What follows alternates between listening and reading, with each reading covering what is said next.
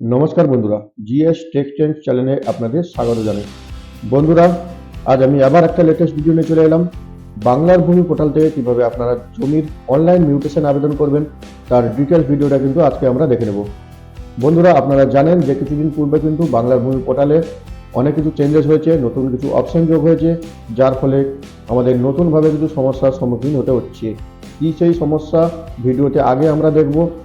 তার পূর্বে বলে রাখি, এরকম হেল্পফুল এবং ইনফরমেটিভ ভিডিও পাওয়ার জন্য চ্যানেলটিকে অবশ্যই সাবস্ক্রাইব করে নিতে হবে এবং পাশে থাকা বেল নোটিফিকেশনটি অন করে দিতে হবে, তাহলে কিন্তু লেটেস্ট ভিডিও আপনি নোটিফিকেশনে পেয়ে যাবেন। তো আর দেরি না করে চলুন ভিডিওটা শুরু করা যাক।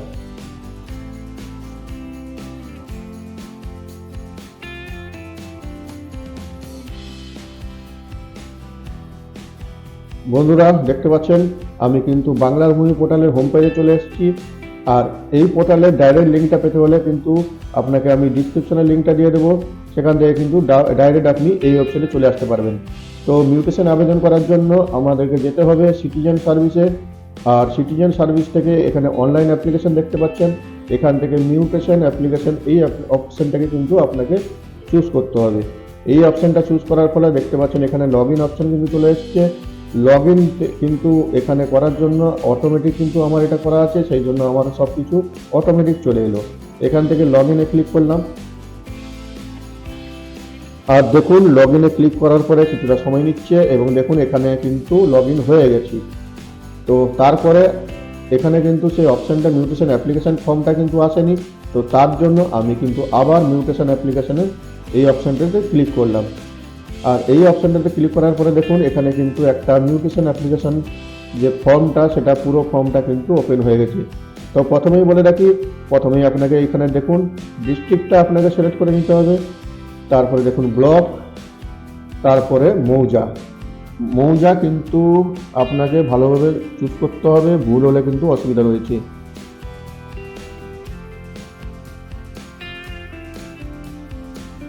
আর এরপরে দেখুন এখানে রয়েছে অ্যাপ্লিক্যান্ট ডিসক্রিপশন, মানে যিনি জায়গাটা কিনছেন বা দানে পাচ্ছেন বা এক্সচেঞ্জ করছেন, যিনি আবেদন করছেন, তিনার এখানে ডিটেলসটা কিন্তু দিতে হবে। ঠিক আছে? তো এখানে কিন্তু সেলারের হবে না, সাধারণত যারা কেনে জায়গাটা বা দান পান, দান গ্রহীতা, তারাই অ্যাপ্লিক্যান্ট হন এবং তারাই এটা আবেদন, এখানে তাদেরই ডিটেলসটা দেওয়া হয়। তো এখানে দেখুন অ্যাপ্লিকেশন টাইপ কিন্তু সেলফ দেওয়া আছে। এখানে চাইলে আপনারা এখান থেকে সেলফ চেঞ্জ করে এখানে পাওয়ার অফ অ্যাটর্নি দিতে পারেন। তো এখানে সাধারণত পাওয়ার অফ অ্যাটর্নি হয় না, যারা একমাত্র যাদের পাওয়ার অফ অ্যাটর্নি থাকবে তারা এটা সিলেক্ট করবেন, না হলে সেলফেই সিলেক্টেড থাকতে দিতে হবে। এরপরে দেখুন, ইজ দেয়ার এনি খতিয়ান of the applicant in this মৌজা। যদি এই মৌজায় যদি আপনার যিনি আবেদন করছেন তাদের যদি কোনো খতিয়ান নম্বর থাকে তাহলে ইয়েস করতে হবে, না হলে নো করতে হবে, নতুন হলে নো। আর এরপরে দেখুন ইন্ডাস্ট্রিয়াল পারপোজ ইউজ, এটা কিন্তু নোই থাকবে। এখানে যদি ইন্ডাস্ট্রিয়াল পারপোজে ইউজ হয় তাহলে কিন্তু ইয়েস করতে হবে। তারপরে দেখুন is there seller ট্রান্সফারার predecessor recorder ওনার, মানে যিনি এই যে জায়গাটা সেল করছেন তিনি যদি রেকর্ডেড ওনার হয়ে থাকেন তাহলে ইয়েস করতে হবে, আর নাহলে নো। ঠিক আছে বন্ধুরা, বুঝতে পেরেছেন? আর এরপরে দেখুন ফার্স্ট নেম বসাতে হবে। এখানে আমি একটা ফার্স্ট নেম বসিয়ে নিচ্ছি। তারপরে দেখুন লাস্ট নেম। আর তারপরে দেখুন এখানে ওনার হাজব্যান্ডের, যেহেতু লেডিস আছে, ওনার হাজব্যান্ডের নামটা আমি বসিয়ে নেব।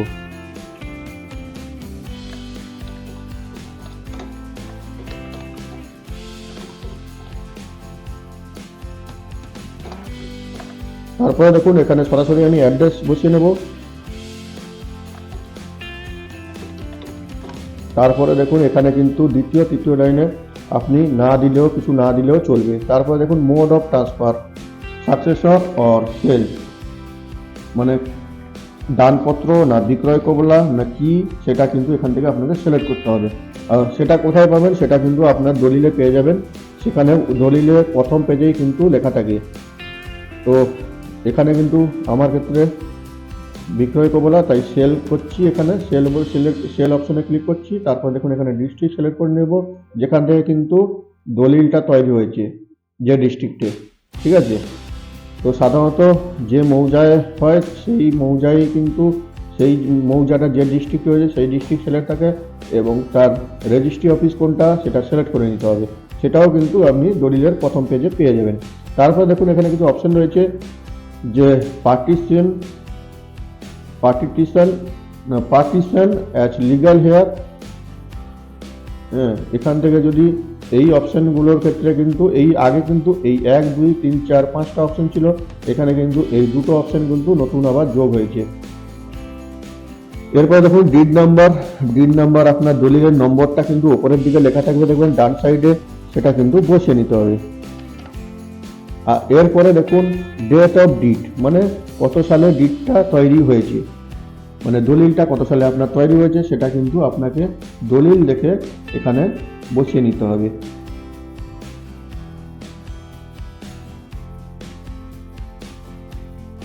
আর এখানে একটা ছোট্ট টিপস দিয়ে রাখি যেটা আপনাদের হেল্পফুল হবে, সেটা হচ্ছে আপনি ধরুন এখানে 2023 সালে কোনো দলিল তৈরি হয়েছে এখানে দিচ্ছেন, আর সবার পরে যখন আপনি সাবমিট করতে যাচ্ছেন তখন কিন্তু দিচ্ছে না, সেখানে দেখাচ্ছে অলরেডি ডিডটা রেজিস্টার হয়ে আছে। তো তার ক্ষেত্রে আমি বলে রাখি যে এখানে কিন্তু আপনি এই যে সালটা রয়েছে সেটার ধরুন 2023 সাল রয়েছে, সেটা চেঞ্জ করে আপনি 2017 বা 15 করে দেবেন, তাহলে কিন্তু এই ওয়েবসাইটে নিয়ে নেবে। তো তারপরে কি করবেন, তারপরে যখন আপনার মিউটেশনটা আবেদন হয়ে যাবে, যে অ্যাপ্লিকেশন ফর্মটা বেরোবে সেখানে কিন্তু কেটে আপনাকে এখানে 2023 বা 2022 যেটা লেটেস্ট যেটা নিচ্ছে না সেটা কিন্তু কেটে এখানে বসিয়ে দিতে হবে। না হলে কিন্তু আপনি সেটা দিয়ে বারবার ট্রাই করতে থাকবেন, সেটা কিন্তু হবে না। তো বন্ধুরা এর পরের অপশনটা দেখুন deed executed by power of attorney. Power of attorney মানে আপনার সম্পত্তি যদি কাউকে আপনি সেটার পাওয়ার দিয়ে থাকেন, মানে তাকে যদি আপনি রাইট দিয়ে থাকেন, সে কিন্তু জায়গাটা বিক্রিও করতে পারে। তো সেটা হচ্ছে পাওয়ার অফ অ্যাটর্নি।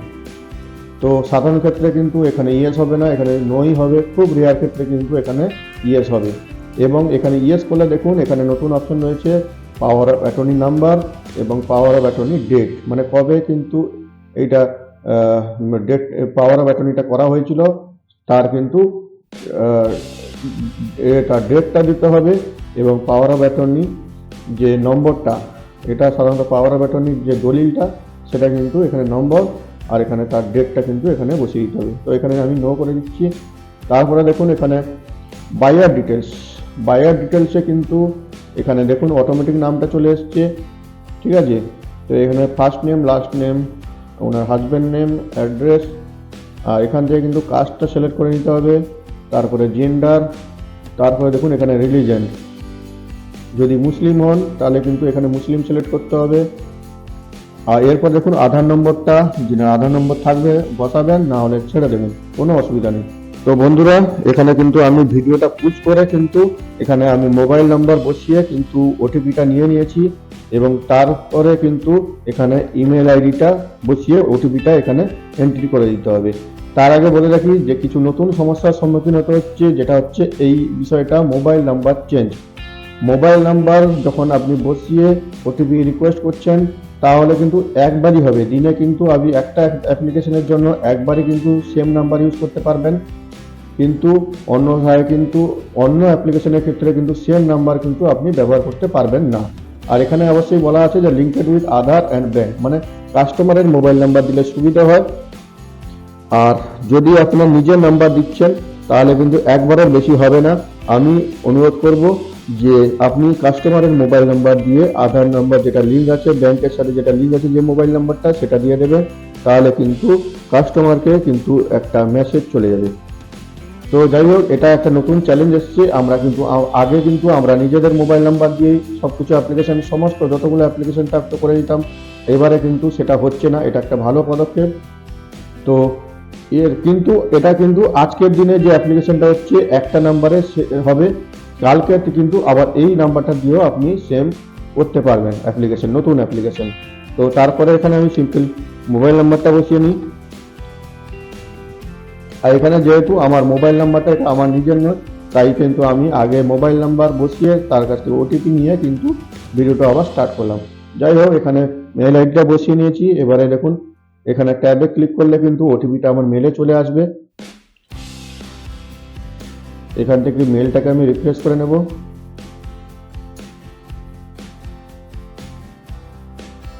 হ্যাঁ দেখুন বন্ধুরা, এখন কিন্তু আমাদের মেলে যে ওটিপিগুলো খুব ফাস্ট চলে আসছে। আগে কিন্তু এই জিনিসটা ছিল না, প্রচুর লেট হতো কিন্তু। এই দেখুন 2496, এটা আমার ওটিপি। এখান থেকে আবার ট্যাবে ক্লিক করে দেখুন এখানে হয়ে গেছে, কোনো সমস্যা নেই, ওটিপিটা সাবমিট হয়ে গেছে। এরপরে দেখুন পার্টিকুলার অফ ট্রান্সফারার। পার্টিকুলার অফ ট্রান্সফারারে এখানে যিনি সেলার তার নামটা কিন্তু এখানে লিখতে হবে।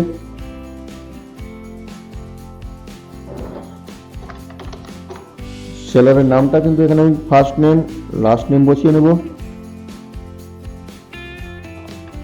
তারপরে ওনার বাবার নাম, যেহেতু পুরুষ হলে বাবার নামটাই বসাবেন।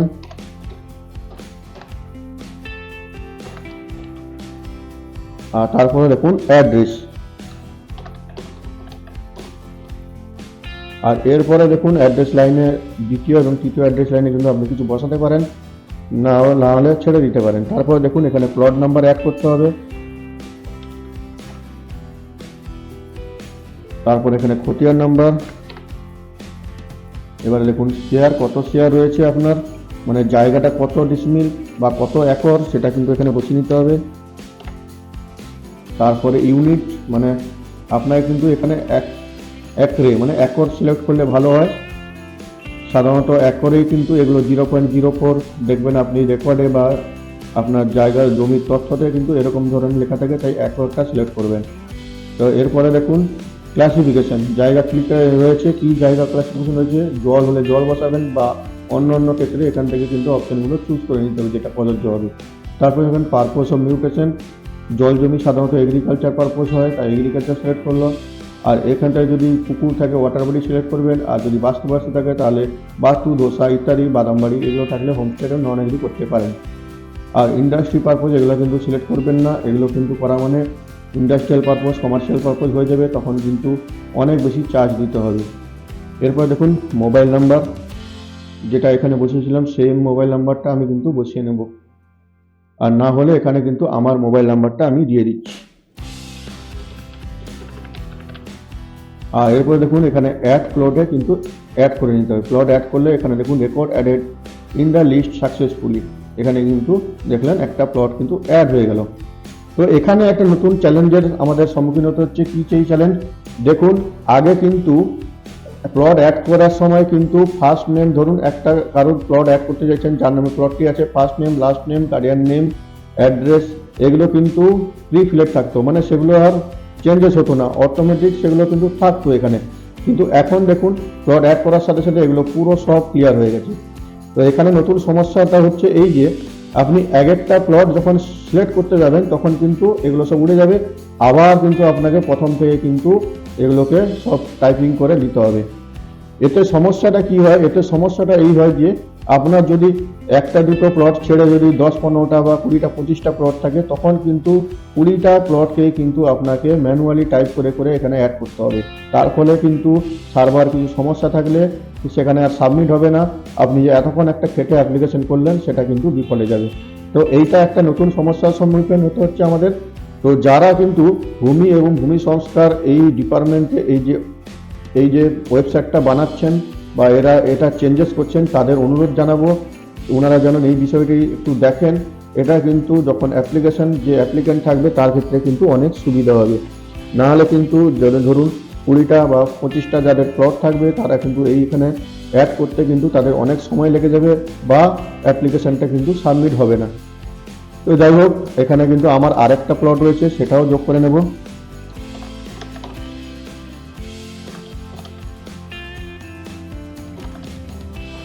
বন্ধুরা আগে কিন্তু আপনি আপনার প্লটগুলোকে কিন্তু অ্যাড করতে হবে এবং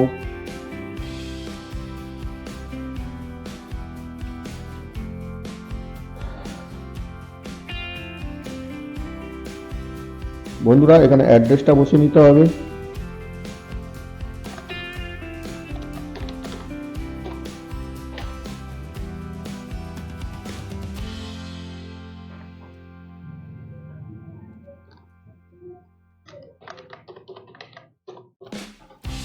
তারপরে দেখুন এখানে প্লট নাম্বার, আর এরপর দেখুন খতিয়ান নম্বর, তারপরে কত জমি, এখানে একটাকে সিলেক্ট করতে হবে, তারপর ল্যান্ড ক্লাসিফিকেশন, জল জমি, আর পারপোজ অফ মিউটেশনে এখানে এগ্রিকালচার, মোবাইল নাম্বার সেম। এখানে কিন্তু আপনাকে যে ধরুন সেলার তার মোবাইল নাম্বারটা দিতে হয়, কিন্তু অ্যাপ্লিকেশন সুবিধার জন্য আমাদের নাম্বারটা দিয়ে এখানে প্লটটা অ্যাড করে নিচ্ছি। দেখুন এখন দ্বিতীয় প্লটটাও কিন্তু অ্যাড হয়ে গেল। তো এখানে আর এরপরে আর কোনো কাজ নেই। এখানে এরপর থেকে আপনাকে চলে যেতে হবে লিস্ট অফ এনক্লোজার। কি সাধারণত আমরা কপি বা কপিস অফ রেজিস্টার্ড ডিড মানে দলিলটা, আর ডিক্লারেশন ফর্ম যেটা 10 টাকার স্ট্যাম্প দিয়ে লাগানো থাকে সেই কোড স্ট্যাম্প, সেটা এই দুটো দিলেই কিন্তু আপনার অ্যাপ্লিকেশনটা হয়ে যায়। অনেক ক্ষেত্রে যদি চেন দলিল মানে ধরুন তার পূর্বে কেউ জায়গাটা দান করেছে বা অন্যান্য যদি চেন দলিল থাকে সেখানে কিন্তু এখানে আপডেট করতে হবে। আর এখানে কিন্তু খাজনা রিসিপ্ট যেটা রেন্ট রিসিপ্ট দেখা আছে এগুলা কিন্তু দরকার হয় না, ঠিক আছে।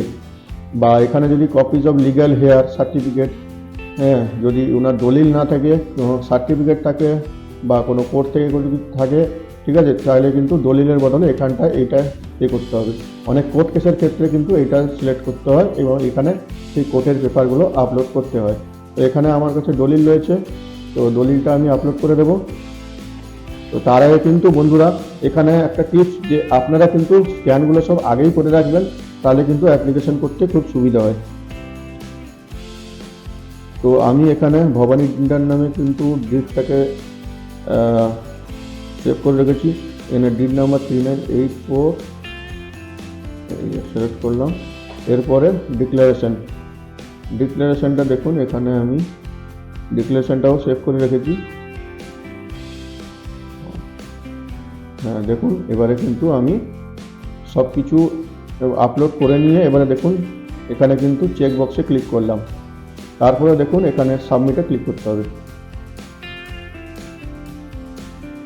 সাবমিটে ক্লিক করার পর বন্ধুরা কিছুটা সময় নেবে, তারপরে কিন্তু অ্যাপ্লিকেশন নাম্বার জেনারেট হয়ে যাবে।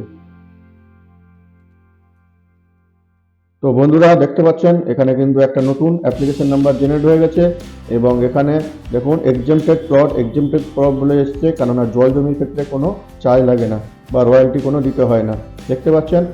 তো এখানে কি করবেন আপনারা, এই যে প্লট, এই যে মিউটেশন নাম্বার অ্যাপ্লিকেশন নাম্বারটা এটা কিন্তু লিখে রাখবেন। অনেক ক্ষেত্রে আপনি অ্যাপ্লিকেশন নাম্বারটা ভুলে গেলে বা কোনো অ্যাপ্লিকেশন ফর্মটা যদি ডাউনলোড করতে ভুলে যান বা ফিস পেমেন্ট করতে ভুলে যান, তাহলে কিন্তু এই নাম্বারটা দিয়ে কিন্তু আপনাকে ফিস পেমেন্ট বা অ্যাপ্লিকেশন ফর্মটা ডাউনলোড করতে। তো এখান থেকে দেখুন এখানে এবারে ওকেতে ক্লিক করলাম। ওকেতে ক্লিক করার পরে দেখুন এখানে আগে কিন্তু ফিস পেমেন্টের এটা তো দরকারই নেই, তাহলে শুধুমাত্র ডাউনলোড অ্যাপ্লিকেশন করলেই কিন্তু আমাদের ফর্মটা ডাউনলোড হয়ে যাবে, সেটাকে আমরা প্রিন্ট আউট করে রেখে দিতে পারি। না দেখুন বন্ধুরা এখানে কিন্তু ডাউনলোড অ্যাপ্লিকেশন করলে কিন্তু ডাউনলোড হচ্ছে না অ্যাপ্লিকেশনটা। তো তাহলে কি করবেন, তাহলে দেখুন কিছু ঘাবড়াবার কিছু নেই। দেখুন সেম সিটিজেন সার্ভিসে আপনাকে যেতে হবে, এখান থেকে application receipt reprint, application oblique দিয়ে রিসিপ্ট রিপ্রিন্ট, এটাতে ক্লিক করতে হবে। আর এটাতে ক্লিক করার পরে দেখুন এই যে বলছিলাম আমি যে অ্যাপ্লিকেশন নাম্বারটা আপনি লিখে রাখবেন, তাতে কি হবে এখানে কিন্তু আপনি অ্যাপ্লিকেশন ফর্মটা ডাউনলোড করতে আপনার লাগবে।